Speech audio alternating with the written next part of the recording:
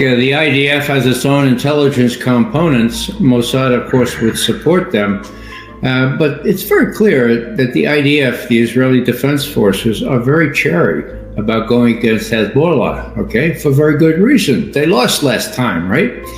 So I think they recognize Netanyahu's scheme as to get involved with Hezbollah and then need U.S. help and appeal to the Biden regime in the last 5+ months of its existence to come to its aid and get the U.S. involved militarily. That's the name of the game. Very clear to me. Whether the U.S. would be able to avoid getting involved militarily in an election year is another question. Judge, what bothers me most is what people are calling the Samson option. The Israelis are losing in Gaza. They're going to lose if they go against Hezbollah. Whether or not we help them, they're going to lose this fray. You know, Iran and Turkey, they're going to come in, and Israel's going to lose. Now, what are the chances you would give Netanyahu not to resort to the use of nuclear weapons?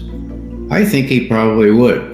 So that's what we're playing with here. That's why the U.S. input here is very, very important, as is the Russian input on Iran. Iran, please, say the Russians, please don't do anything to make the U.S. come in, to make the U.S. unable to avoid coming in, at least for the next 5.5 months, please.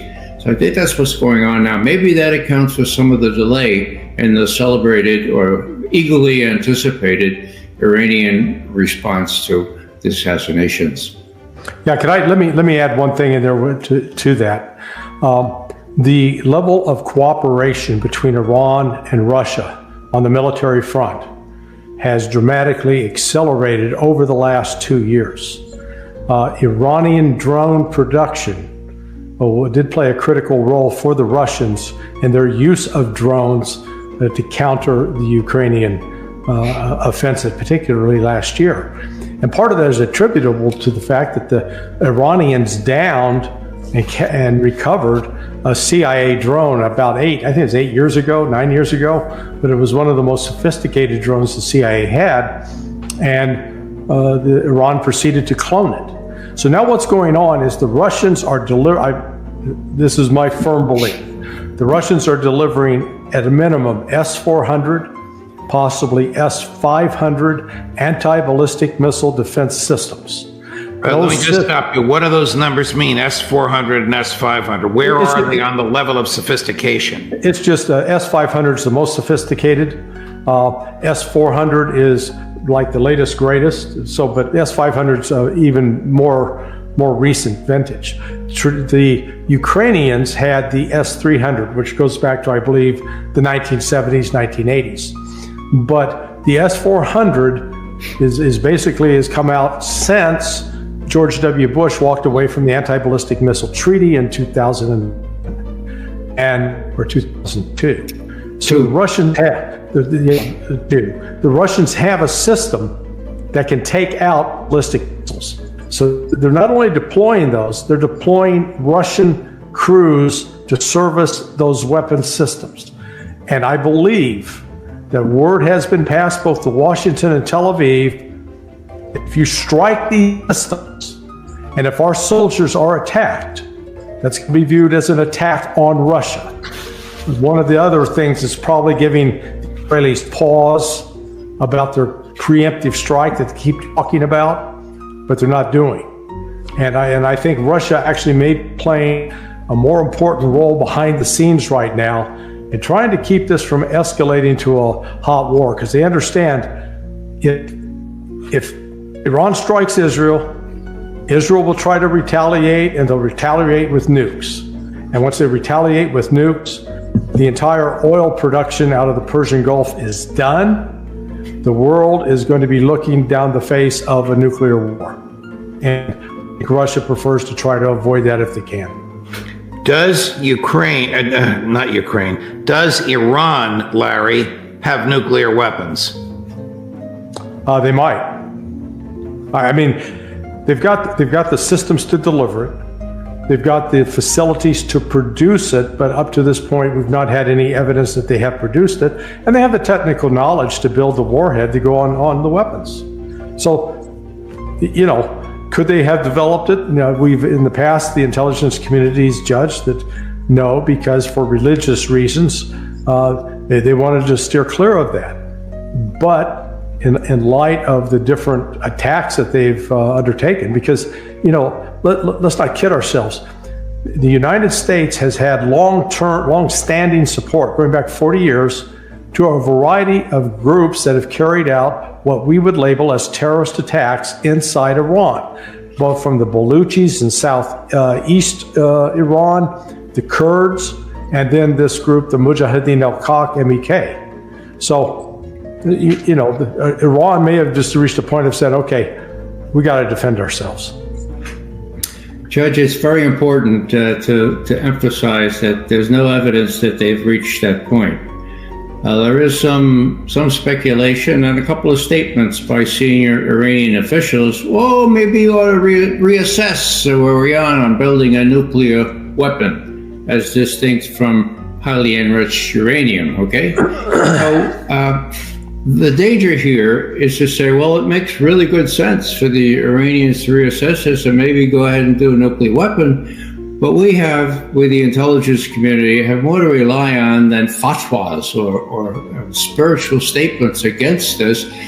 We will know almost as soon as they try to do a nuclear weapon to put on, to fill with highly enriched uranium. So let's not give any fodder to the John Boltons and others of this world who say, well, now they're going to get a nuclear weapon. So far, so good.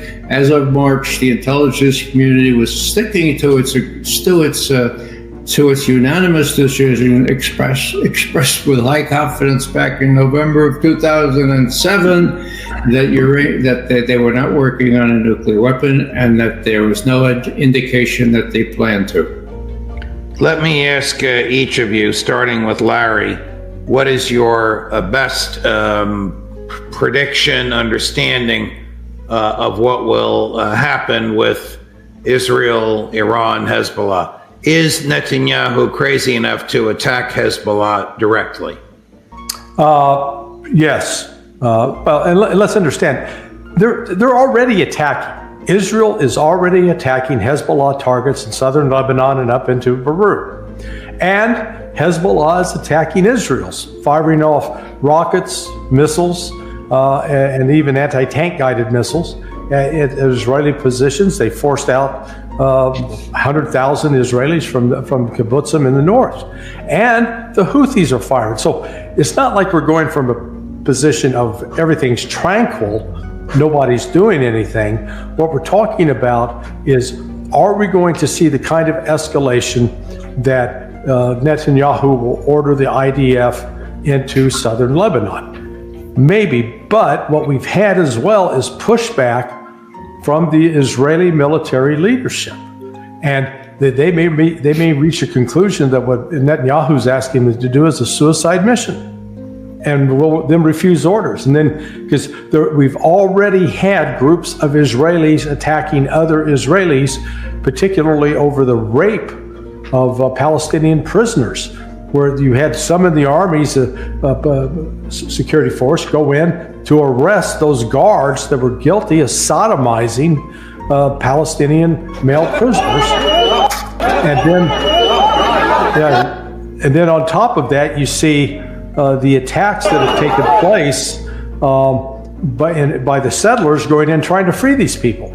So let's get ourselves that they're all, in the same boat in the same direction.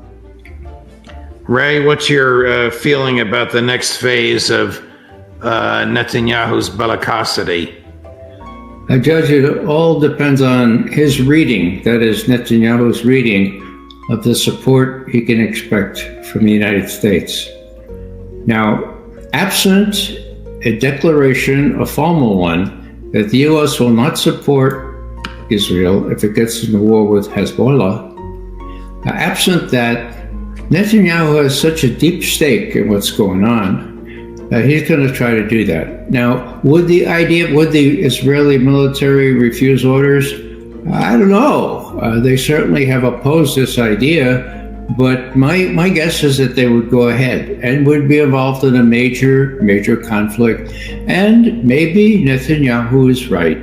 Maybe he's as sly as a fox and says, well, here the U.S. will have to come in because Blinken and Sullivan are running this thing. They're both Zionists and they don't want to lose the election. They don't want to lose the support of AIPAC and the major donors. So, it's very volatile. If Netanyahu has his way, I think there will be a greater conflagration. Whether Iran reacts in a measured way, as I think not only the U.S., but the Russians have been advising Iran to do, if they pick their targets really carefully and lessen the chances that this will blow up into a big, wider regional war, that would be another case that would argue for tamping down a widening of the war. But you can't depend on that either, because they are going to react, and they're going to react strongly, and then Netanyahu will be in a position of seeing if he's going to be able to persuade the U.S. to come in. He said that the Americans have supported us 80%. He said that 25 years ago, 80%. And then he added, that's absurd. Well, and it may not be 80% anymore, but it's 80% of the donor class. And that's what counts. And that's what Netanyahu counts. Knows counts here before the election. That's my reading. Absurd.